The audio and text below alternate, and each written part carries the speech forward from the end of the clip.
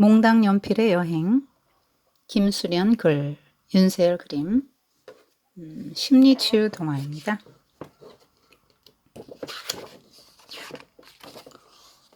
영빈아, 아빠가 출장 가서 연필 사오셨다. 아주 부드럽게 잘 써지는 최고급 연필이야. 와, 역시 우리 아빠 최고예요. 반짝반짝하는 게 나랑 꼭 닮았네. 내일 학교 가서 친구들에게 자랑해야지. 영빈이는 설레는 마음으로 쿨쿨 잠이 들었습니다. 얘들아, 이것 봐. 우리 아빠가 외국에서 사오신 연필이다. 우와, 정말 멋진데? 역시 외제라 그런지 뭔가 다르네. 친구들은 너도 나도 한번 만져보겠다며 영빈이에게 몰려들었습니다. 그러자 연필의 어깨도 으쓱해졌습니다. 표정 장난 아니네요. 드디어 학교 수업이 모두 끝나고 영빈이 연필도 필통 속에서 잠들 시간이었습니다. 필통 속에는 영빈이 연필을 기다리는 칼, 지우개, 자 등 여러 친구들이 모여 있었습니다. 그중 자가 제일 먼저 연필에게 말을 걸었어요. 네가 영빈이 아빠가 사오셨다는 그 외제 연필이구나?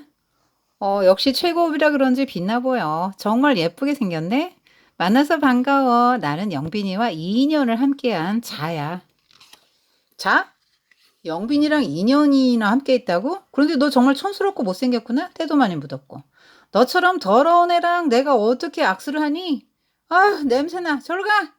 자를 위아래로 훑어보던 연필이 말했어요. 그 말에 상처받은 자는 필통 구석에 가서 흐느껴 울기 시작했습니다. 네가 뭔데 친구한테 그렇게 심한 말을 하니? 칼이 발끈해서 큰 소리로 외쳤습니다. 친구? 누가 친구라는 거야?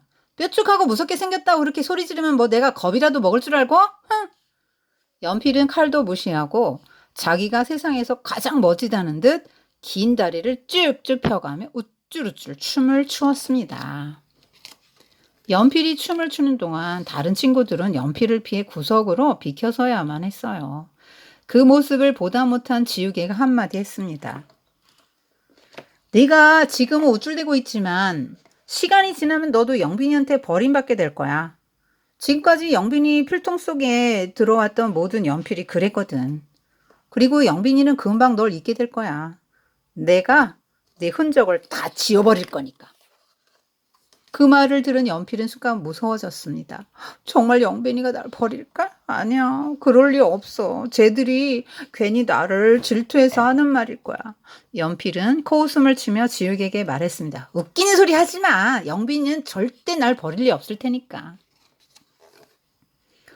시간이 흐르고 어느덧 연필의 키가 줄어들었습니다. 그러자 영빈이가 필통에서 연필을 꺼내는 일도 점점 줄어들었습니다. 이거 너무 작아서 못 쓰겠어. 새 연필을 사야겠다. 아니야, 연필보다는 샤프가 좋겠어. 샤프는 작아지지 않으니까. 어느덧 새로운 샤프가 영빈이 필통 속에 들어왔습니다. 그러자 연필이 필통 속에서 잠자는 시간이 점점 길어졌어요. 바깥 세상을 보지 못한 지 오래돼서 연필은 도대체 난 뭘까? 나 왜 태어난 걸까? 하는 생각만 하게 되었습니다. 그리고 자꾸 필통 밖으로 나가는 샤프를 부러워하게 되었어요. 샤프야, 넌 좋겠다. 작아지지 않아서 버림받을 일이 없을 테니까. 연필이 샤프에게 말했습니다. 그렇지 않아. 내가 한번 샤프심을 내뱉어주지 않으면 주인들은 가차없이 나를 쓰레기통에 내동댕이 친단다. 그리고 더 예쁜 샤프가 나오면 나를 버리기도 하지. 하지만 넌 부러져도 주인이 널 깎아서 다시 쓰잖아. 과연 영빈이가 다시 날 깎아서 쓸까? 연필은 깊은 한숨을 내쉬며 다시 잠들었습니다. 그러던 어느 날 영빈이가 필통 속에 있는 연필을 꺼내 들었습니다. 연필은 좋아서 반짝 눈을 떴어요. 그렇지만 영빈이는 연필을 쓰려고 꺼낸 게 아니었어요. 이렇게 작고 못생기게 왜 내 필통에 있는 거야? 작아져서 이제 쓰기도 불편하니 그냥 버려야겠다. 영빈이는 연필을 휙 던져버렸어요. 영빈이가 버린 연필은 교실 바닥을 떼굴떼굴 굴러가더니 요일이 의자 밑에서 멈추었습니다. 요일이는 그 연필을 요리조리 살펴보았습니다. 연필에는 1회 1반 박영빈이라고 적혀 있었어요. 영빈아, 여기 내 연필 떨어졌는데? 요일이가 주운 연필을 영빈이에게 내밀었습니다. 영빈이는 힐끗 보더니 귀찮다는 듯 대답했습니다. 그거 너 가질 거면 가지고 안 가질 거면 그냥 버려. 왜? 아직 쓸만한데? 그냥 버리라니까? 요일이는 아직 쓸만한 연필을 버리는 영빈이를 이해할 수 없었습니다. 이 귀여운 몽당 연필을 왜 버리는 거야? 내가 잘 써야겠다. 앞으로 잘 지내자, 귀여운 몽당 연필아. 지나가던 지연이가 요일이에게 말했습니다. 연필도 꼭 너같이 자꾸 볼품없는 걸 쓰는구나. 얘들아, 요일이 연필 좀 봐. 주변에 있던 아이들이 까르르 웃으며 요일이를 놀렸습니다. 그렇지만 요일이는 아랑곳하지 않고 몽당 연필을 필통 속에 넣어 집으로 돌아갔습니다. 요일이 필통 속에 들어간 몽당 연필은 의기소침해진 표정으로 중얼거렸습니다. 요일이가 나 같은 몽당 연필을 좋아하겠어? 키가 큰 연필 멋진 샤프도 많을 텐데. 분명 요일이도 영빈이처럼 나를 버릴 거야. 나는 쓸모가 없어. 나 같은 게 왜 태어난 걸까? 몽당 연필은 초라해진 자신의 모습을 보며 잔뜩 움츠러들었어요. 요일이는 저녁을 먹고 나서 오늘 주운 몽당 연필로 일기를 쓰기 시작했습니다. 오늘 학교에서 영빈이가 버린 연필을 주었다. 내가 보기엔 아직 쓸만하고 귀여운 몽당 연필인데 영빈이는 필요 없다며 연필을 내팽개쳤다. 나는 그런 영빈이가 이해되지 않았다. 새로운 게 늘 좋은 것만 아닌데. 나와 함께 오랜 세월을 보낸 낡은 것이 더 익숙하고 좋을 때가 있다는 것을 영빈이는 아직 잘 모르는 것 같다. 충분히 사랑받을 수 있는데도 버려진 이 귀여운 몽당 연필에게 나의 시간을 나누어주고 싶다. 요일의 일기를 써내려가던 몽당 연필은 너무 기쁜 나머지 그만 눈물을 터뜨리고 말았습니다. 나는 내가 멋지고 잘생겼을 때만 사람들이 날 사랑해주고 쓸모가 있다고 생각했어. 못생겨지고 키가 작아지자 모두가 날 떠나고 무시했지. 지우개의 말처럼 난 또 버림받을지 모른다는 공포에 떨었어. 하지만 내 볼품없는 모습, 있는 그대로의 내 모습을 사랑해주는 요일이를 만나면서 깨달았어. 내가 태어난 이유를. 난 나의 연필심으로 누군가와 함께하고 사랑하고 나 또한 그들의 사랑을 받기 위해 태어났다는 것을.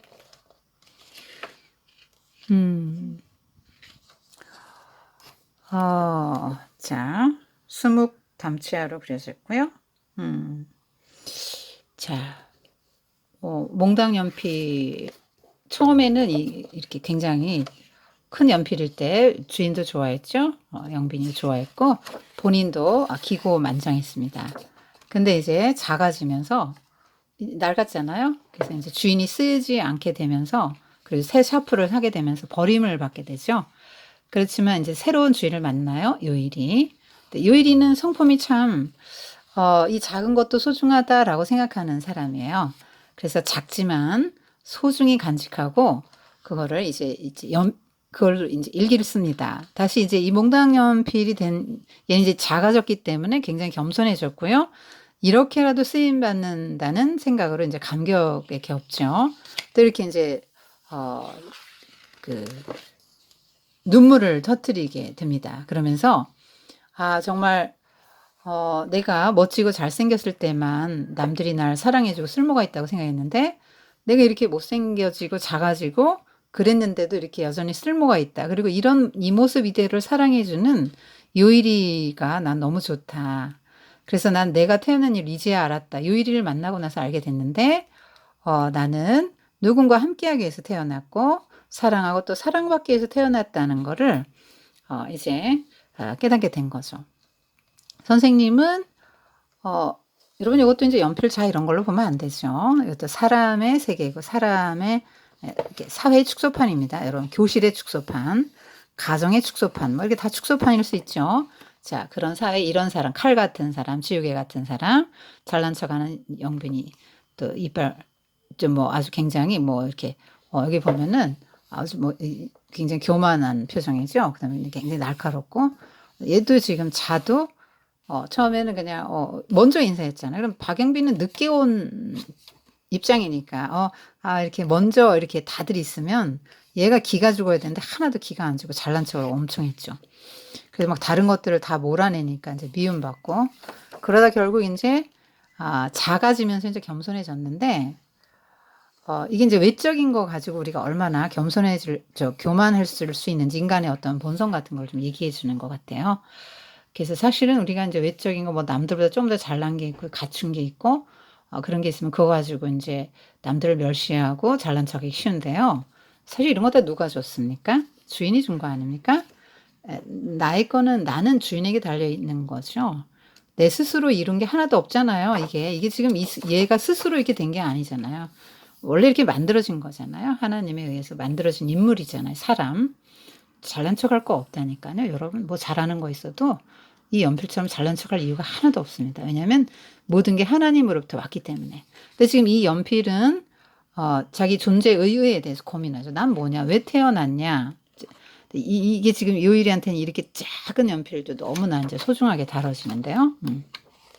나는 왜 태어났냐 할 때, 여러분 연필이라고 하면 왜 태어났을까요? 주인의 손에 들려서 무언가 쓰여지는 거죠. 그러니까 이 연필은 주인의 손에 들려서 뭔가 쓰여지면 주인이 쓰려고 하면 주인의 의도를 따라서 그냥 자기는 자기 몸을 내주면 되는 거죠. 그러니까 얘는 무언가 주인과 함께하고 주인의 의도를 적기 위해서 태어난 존재죠. 연필 같은 존재가 있단 말이에요. 여러분 중에. 선생님 같은 사람도 이제 연필 같은 존재죠. 하나님의 손에 들려진 몽당 연필이에요, 선생님은. 왜냐하면 이제 나이가 많고, 그러니까 몽당 연필이죠. 얼마 안 남았어요. 그런데 여전히 하나님은 하나님의 손에 딱 집으시고 막 쓰세요. 선생님을 씁니다. 이렇게. 그래서 선생님 막 글을 쓰고 그러죠. 하나님의 이야기를 씁니다. 그래서 블로그에도 올리고 그러잖아요. 자, 이 요일이는 누구를 말하는 거죠? 어떤 유형의 사람입니까? 못생겼는데도 남들은 다 버리는데 여전히 나를 사랑해주는 그분이 누구예요? 내 모습을 그대로 받아주는 그분, 나를 여전히 사용해주는 그분이 누구죠? 예수님이죠. 그래서 우리 인생의 행복은 어디에 있습니까? 예수님과 함께하고 예수님의 의도를 따라서 칼이면 자르는 일만 잘하면 되는 거고, 얘는 쓰기만 하면 돼요. 얘는 잘 또 센치 재주고, 용도가 다 얘는 또 잘못된 거 지워주는 그런 역할을 하죠.